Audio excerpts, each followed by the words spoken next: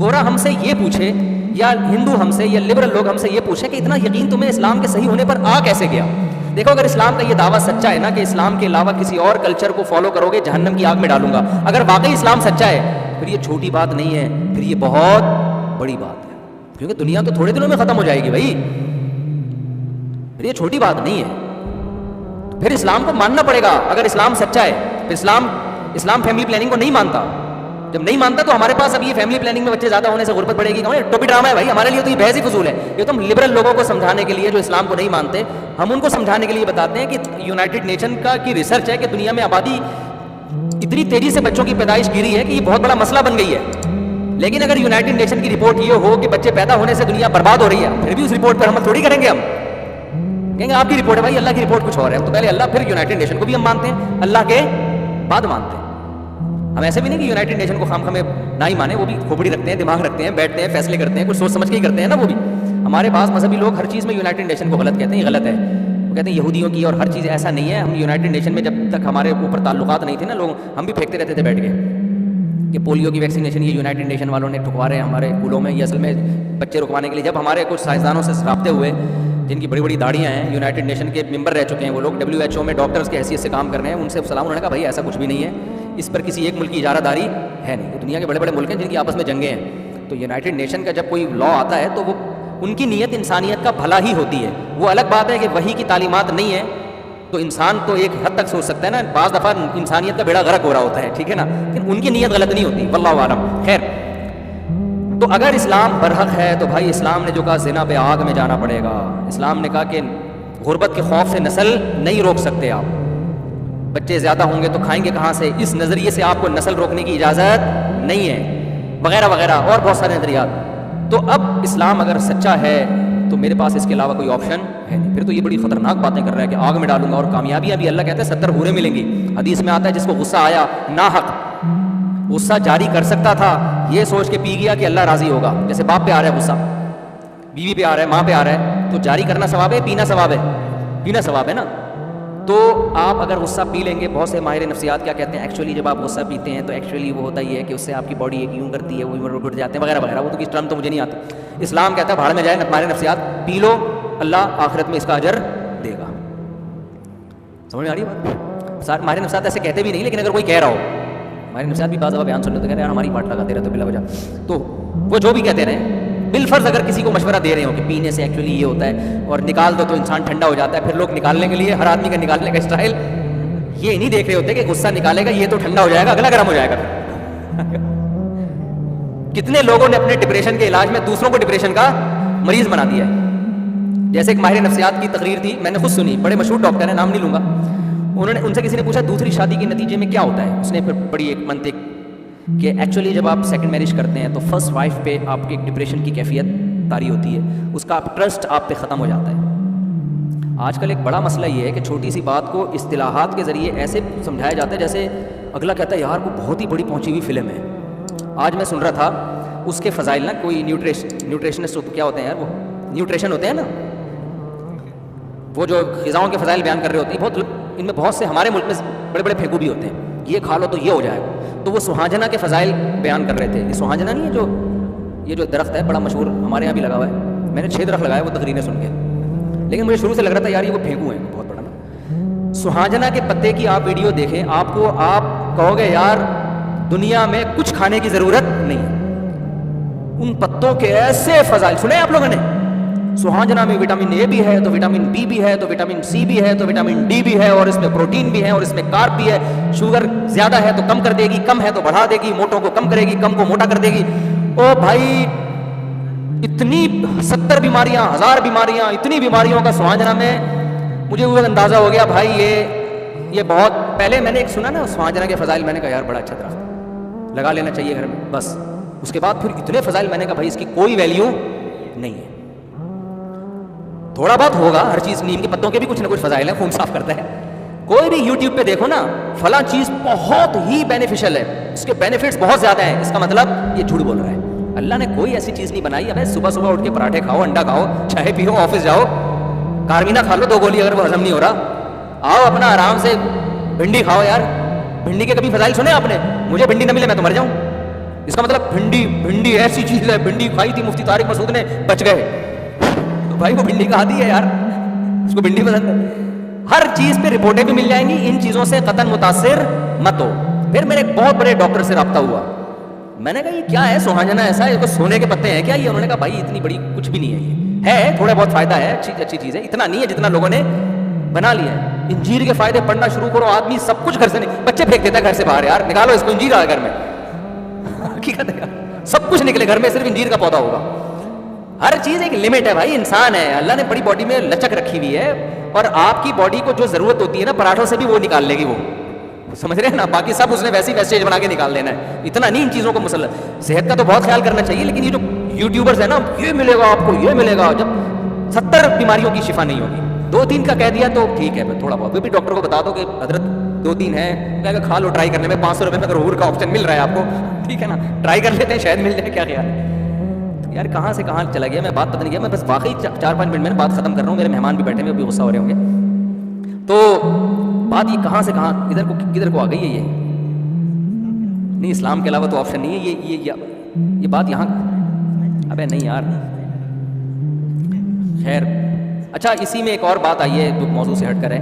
آج کل ناشتے کے بڑے فضائل بیان کیے جا رہے ہیں یوٹیوب پہ. ایک صاحب نے بھی, آج میں نے کلپ دیکھا کہ 80% ہمارے ملک میں لوگ ناشتہ نہیں کرتے, ناشتہ ہماری باڈی کے لیے اتنا ضروری. میں نے نیچے کمنٹ کر دی, میں نے کہا بات ہی جھوٹ سے شروع کی ہے. 80% لوگ ناشتہ نہیں کرتے, قوم چھوڑ سکتی ہے یہ ناشتہ؟ 99% لوگ پھوڑتے ہیں ناشتہ کرنے کا لفظ غلط ہے ان کے لیے. ہماری قوم میں اتنے نیک لوگ 80% صبح ایسے ہی بھوکے چلے جائیں. بھائی ہماری قوم ذرا سا بھی بھوک برداشت کرنے کی صلاحیت نہیں ہے. میں نے کہا یہ شروع سے ناشتے کے فضائل شروع کیے نا, ناشتہ بہت ضروری. ہمارے پاس اسلام ہے, ہمارے نبی صلی اللہ علیہ وسلم 2 ٹائم کا کھانا کھاتے تھے, ظہر کا کھانا 11 بجے اور مغرب کے بعد. اس کے علاوہ تو کوئی وہ ناشتے کا لفظ عربی میں, قدیم عربی میں نہیں ہے, جدید میں ہے. یہ ناشتہ انگریزوں کے آنے کے بعد متعارف ہوا ہندوستان میں.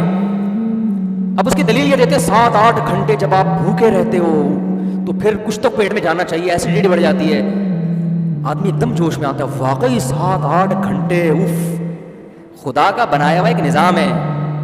دیکھو نیچر کا کبھی مقابلہ مت کرو, چاہے ڈاکٹر کیسی باتیں کر رہا ہو, نیچر گڑبڑ نہیں کرتی.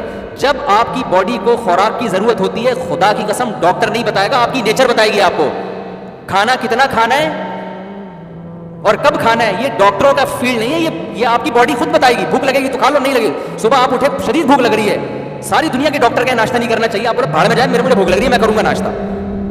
اور صبح آپ اٹھے بھوک نہیں لگ رہی ہے آپ کی باڈی میں انرجی ہے, ہوتی ہے عام طور پہ صبح باڈی میں انرجی. پھر ساری دنیا کے ڈاکٹروں کی رپورٹ ہے کہ ناشتہ ضروری ہے, آپ بولے رپورٹ اپنے پاس رکھو, میں ناشتہ, کیونکہ بغیر بھوک کے کھانا, یہ اس کا مطلب باڈی دھوکہ دے رہی ہے آپ کو, باڈی دھوکہ نہیں دیتی آپ کو. میں عموماً تو نہیں, جب بھی فجر کی نماز کے بعد جاگنگ کرتا ہوں, ہمیں تو بھوک, اگر آپ کا انرجی لیول واقعی اتنا گرا ہوا ہے 7-8 گھنٹے, تو صبح تو آپ کو جاگنگ کر ہی نہیں سکتے, آپ کچھ کھائی پی. ہم تو صبح سب سے زیادہ ایکٹیو ہوتا ہے آدمی. بعض ڈاکٹروں کی یہ تحقیق ہے کہ صبح کے وقت قدرتی طور پر آپ کا شوگر لیول ہائی ہوتا ہے, یہ خدا کا بنایا ہوا ایک نظام ہے. اگر آپ پراٹھے پھوڑ دیں نا, میں بھی مشورے پراٹھے کو دے رہا ہوں تو غلط دے رہا ہوتا ہوں, نہیں کھانے چاہیے پراٹھے, تو آپ کا وہ شوگر لیول اور زیادہ کیا ہو جائے گا, ہائی ہو جائے گا. تو آپ جب صبح اٹھتے ہیں, آپ جاگنگ کر کے دیکھیں, واکنگ کر کے دیکھیں, آپ کو بھوک نہیں لگتی. 11-12 بجے طبیعت سے بھوک چپکنا شروع ہو جاتی, اس وقت کھاوا. تو ناشتہ کریں, میں بھی کرتا ہوں, لیکن اس کے فضائل لوگوں کے سامنے مت سنائیں. ہم تو عادی ہو گئے اس لیے پھوڑ پھاڑ رہے ہیں کہ چلو پھر اب صحت کی نقصان دہ تو کیوں کر رہے ہیں. بھائی صحت ایک حد تک ہمیں فکر ہے صحت کی, وہی ہے کہ جیسے چائنا والے گرم پانی پیتے ہیں کہ ٹھنڈے پانی سے صحت خراب ہوتی ہے, ہم ان کو مشورہ دیتے ہیں ٹھنڈے پانی پی کے مر جانا یہ گرم پانی پی کے زندہ رہنے سے بہتر ہے. ایسی زندگی جس میں ٹھنڈا پانی نہ پیو, بیٹھ کے کیا کرنا ہے یار. تو ہم بھی کہتے ہیں یار پراٹھے کھاتے کھاتے چلے ہیں, اللہ بچائے سب کو خیر صحت کا. تو یہ سب سے پہلے آپ کی نیچر آپ کو بتائے گی. اب جلدی سے سچی مچی میں 2 منٹ میں سمیٹ رہا ہوں, ان کو بھی بہت غصہ آ رہا ہے. سچی مچی کہ جو بات چل رہی تھی پہلے مجھے وہ بتا دیں تاکہ میں بیان کو سمیٹ کے ختم کروں. ہاں تو میں اس کر رہا تھا کہ اسلام اصل میں آپشن نہیں دیتا. تو اب اسلام کے ہمیں سچا ہونے کا اگر یقین ہے تو ہم پھر مانیں گے یار جہنم کی وعیدیں بھی صحیح ہیں اور حوروں کی باتیں بھی صحیح ہیں. تو اسلام کہتا ہے غصہ کے کڑوا گھونٹ آپ نے پی لیا, یزوجہ من الحور العین ما یشاء. اللہ تعالیٰ, اللہ کے نبی نے فرمایا, بخاری مسلم کی حدیث, جو غصہ جاری کر سکتا تھا اللہ کی خاطر پی جائے, اللہ قیامت کے دن ایک خوبصورت حور اس کے سامنے لائیں گے اور مخلوق کے سامنے اس کا نکاح اس سے پڑھائیں گے. لبرل لوگ تو مذاق اڑاتے ہیں, ہم کہتے ہیں ان تسخروا منا فإنا نسخر منکم. جیسے نوح علیہ السلام کی کشتی کا مذاق اڑایا جا رہا تھا کہ بارش ہے نہیں اور آپ کشتی بنا رہے ہیں, تو نوح علیہ السلام نے کہا تم ہمارا مذاق اڑا لو, تھوڑی دیر میں ہم تمہارا مذاق اڑائیں گے. ہم کہیں گے بھائی اگر یہ اللہ کے وعدے سچے ہیں اور اللہ نے واقعی حور کا انتظام کر دیا تو ہم تم پر ہنسیں گے کہ تمہیں کس کے وعدوں پہ یقین نہیں تھا, اللہ کے وعدے. اور یہ جو لبرل لوگ ہوتے ہیں نا کہتے ہیں یہ حوروں کی لالچ قرآن کیوں دیتا ہے؟ اس لیے قرآن انسان کی مرد کی نیچر کو جانتا ہے کہ جتنا یہ 4 شادیوں پہ بیان سن کے خوش ہوتے ہیں اتنا کسی اور چیز پہ یہ خوش نہیں. یہ نیچر ہے. اسلام نے وہی بات کی ہے جو انسان کی نیچر ہے, جو آپ کے لیے واقعی تحفہ ہے. اگر اللہ تعالیٰ کہتے ہیں جو غصے کے کڑوے گھونٹ کو پیے گا قیامت کے دن اس کو میں CA کی ڈگری دے دوں گا, میں نے کیا کرنا ہے بھائی قیامت کے دن اس ڈگری کا, یا اس کو یہ مل جائے گا. بھائی یہ جو ڈگریاں حاصل کر رہے ہیں لوگ پیسے کے لیے اور پیسے کے بعد لذتوں کی خواہش مند ہے نا, تو اللہ کہہ رہے ہیں حرام لذتیں چھوڑ دو, حلال لذتوں کا قیامت کے دن تمہارے لیے انتظام ہو جائے. تو ہمیں تو بڑی خوشی ہوگی بھائی اگر ہم غصہ پی لیں اور اللہ کسی حور سے ہماری شادی کرا دے, ہمیں تو بڑی خوشی ہوگی اور ہم اس خوشی کا اظہار کرنے میں ہمیں کوئی ذلت محسوس نہیں ہوتی, کیونکہ منافق ہے وہ آدمی, دل میں کچھ اور ہو زبان پہ کچھ اور ہو. اور خوشی ان کم بختوں کو ہم سے زیادہ ہوتی ہے کیونکہ یہ ٹھرکی زیادہ ہوتے ہیں. اس کی علامت ہے کہ یہ زنا کرتے ہیں, یہ نائٹ کلبوں میں. کیوں تم لڑکیوں کے لیے اگر ان نائٹ کلبوں سے لڑکیوں کو بھگا دیں, وسیم بھائی ستار بھائی کو لا کے بٹھا دو نائٹ کلبوں میں, وہ جائیں گے یہ لبرل لوگ نائٹ کلب میں. ایک صاحب میرے پاس ہے کہ علماء اسلامی فلمیں کیوں نہیں بناتے, جامع ترشید والوں کو چاہیے اسلامی فلمیں بنائیں. میں نے کہا اسلامی فلمیں چلیں گی نہیں مارکیٹ میں, یا تو ایک ہسٹری ہوتی ہے نا تاریخی, کہہ رہے نہیں اسلامی. میں نے کہا اسلامی فلم میں کیا ہیروئن کو دوپٹہ پہنائیں گے, اس میں ہم برقع پہنائیں گے اور تمیز سے وہ چلے گی, تو کون دیکھے گا اس کو؟ کیا خیال ہے بھائی؟ تو یہ جتنے لبرل لوگ ہیں نا, ایک دفعہ میں نے ایک شاگرد سے پوچھا, وہ ہمارا ایک شاگرد تھا لیاری کا, بڑا ہوشیار. میں نے کہا فرض کر لو اسلامی فلمیں بننا شروع ہو گئی, تو ذرا اسلامی نام بتاؤ فلموں کے. اس نے کہا استاد جی پہلی فلم آئے گی ہم زکوٰۃ دے چکے صنم. اس نے کہا فلم آئے گی ہم زکوٰۃ دے چکے صنم. دوسری فلم آئے گی جہاد تو ہونا ہی تھا.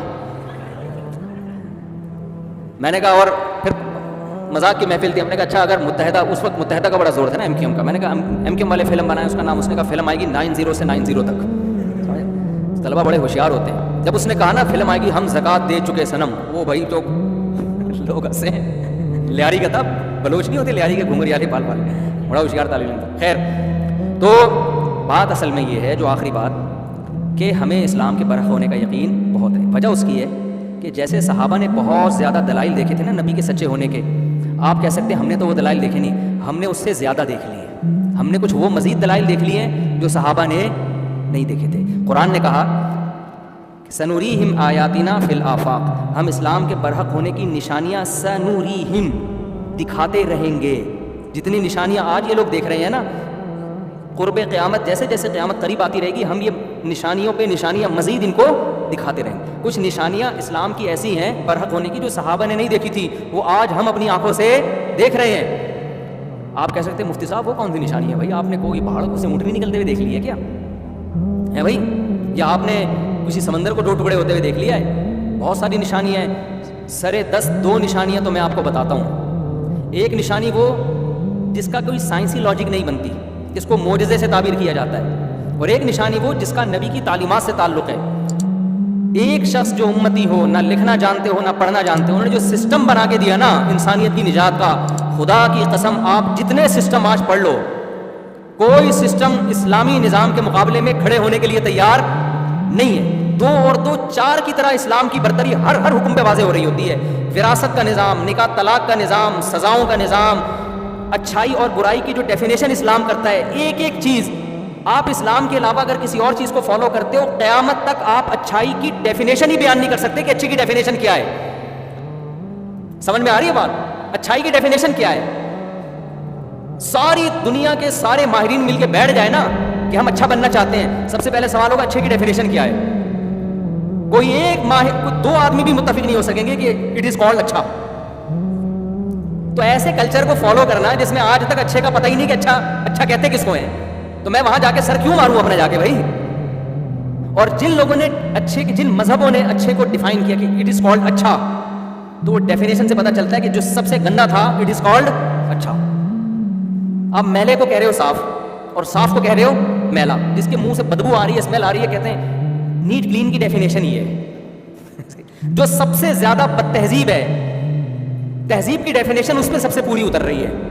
یہ تو ایک الگ ٹاپک ہے, اس پر میں کئی بار بیان کر چکا ہوں کہ کتنا ہے ہی نہیں بھائی, اسلام کے علاوہ کوئی آپشن ہی نہیں ہے.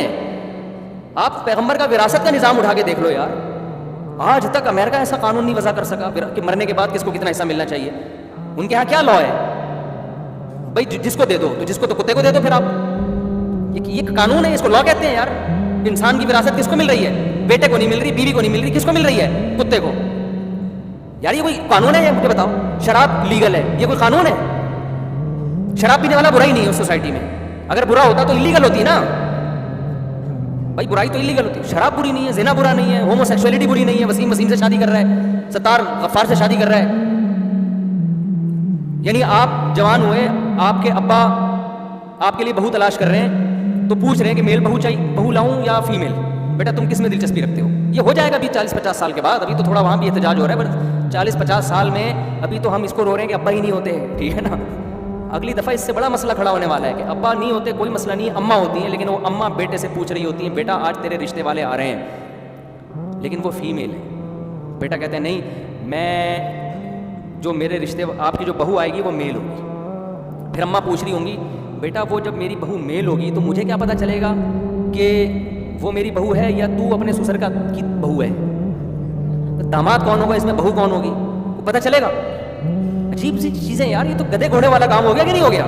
یہ تو میں ابھی میرا ٹاپک نہیں ہے، ورنہ اس پہ 1 گھنٹہ بیان ہو سکتا ہے. بھائی تہذیب کی ڈیفینیشن ہی نہیں ہے، اور جن کے پاس ہے دوسرے جو مذاہب ہیں وہ غلط ہے. وہ نیچر کو اپیل نہیں کرتی. نیچر کہتی بھائی یہ نہیں ہے، یہ نہیں ہے، یہ برائی ہے. یہ تو آپ کے پاس میرے بھائی اسلام کے علاوہ کوئی بچا ہی نہیں ہے. اللہ نے 1400 سال پہلے جو مذہب آیا تھا 1400 سال بعد وہ چیلنج کر رہا ہے. اگر پیغمبر معاذ اللہ جھوٹے نبی ہوتے، خدا کی قسم ایسا مذہب لے کر آتے کہ ایسا مذہب لا ہی نہیں سکتے تھے، وہ خود گڑ ہی نہیں سکتے تھے، جو اتنی سائنسی ترقی کے بعد بھی چیلنج کر رہا ہو کہ معاشرے کی نجات میرے سسٹم کے علاوہ کسی اور سسٹم کے پاس ہے ہی نہیں. تو یہ 1400 سال پہلے یہ ممکن نہیں تھا کہ خود گڑھ لیا ہوتا اور وہ 1400 سال پہلے جناب وہ قابل عمل ہوتا. وہ ہو ہی نہیں سکتا تھا. آپ 1400 سال پرانی تحریکیں اور کتابیں اٹھا کے دیکھو نا، نہ الف کا پتہ نہ بے کا پتہ. قرآن شروع ہوتا ہے الحمدللہ رب العالمین. وہ زبان سمجھی جا رہی ہے 20 ملکوں میں. یعنی ایسا دین لے کر آئے، اس دین کی حفاظت ایسی ہوئی ہے کہ وہ زبان 20 ملکوں کی زبان بنا دی اللہ تعالیٰ نے. کوئی 1400 سال پرانی زبان اس طرح سے سمجھی جا رہی ہے آج، جو جیسے عربی سمجھی جاتی ہے. یہ میں نے بیان کیا تھا، ہندوؤں نے لکھا کہ سنسکرت زبان ہے، پتہ نہیں کون وہ بھی ہے. اٹھا کے دیکھو 1400 سال پرانی کتاب. 500 سال 200 سال پرانی انگلش آج کل گوروں کو سمجھ میں نہیں آ رہی، تو آپ دوسری زبانوں کی کہاں سے بات کر رہے ہو؟ نام باقی رہ جانا کافی نہیں ہے، زبان باقی. آج اگر محمد صلی اللہ علیہ وسلم کے والد حضرت عبداللہ دنیا میں آتے ہیں، پوری 1 گھنٹے بات کریں گے نا، کروڑوں لوگ اس بات کا ایک حرف سمجھ رہے ہوں گے کہ آپ کہہ کیا رہے ہیں. سمجھ آ رہی ہے بات؟ 1400 اس زبان کو محفوظ کر دیا، اس کتاب کو محفوظ کر دیا، ان احادیث کو محفوظ کر دیا، اس لا کو. حفاظت کے لحاظ سے بھی کنفیوژن نہیں ہے، اور الزام آج چیلنج کر رہے ہیں کہ اس جیسا نظام دنیا میں کسی کے پاس نہیں ہے. اور کن کن شعبوں میں نبی نے تعلیمات دی ہیں. ایک اسلام کے قانون کو اٹھا کے اگر آپ کمپیئر کرنا شروع کر دیں، شروع میں ہو سکتا ہے آپ کو لگے کہ یہ صحیح قانون نہیں ہے. جب آپ ڈیبیٹ کرتے ہیں نا کسی غیر مسلم سے، تو یا تو وہ ضد پہ اترے گا، یا بھاگ جائے گا، یا وہ اسلام قبول کرے گا. 3 آپشن کے علاوہ اس کے پاس کوئی آپشن نہیں، کوئی ٹھہر ہی نہیں سکتا.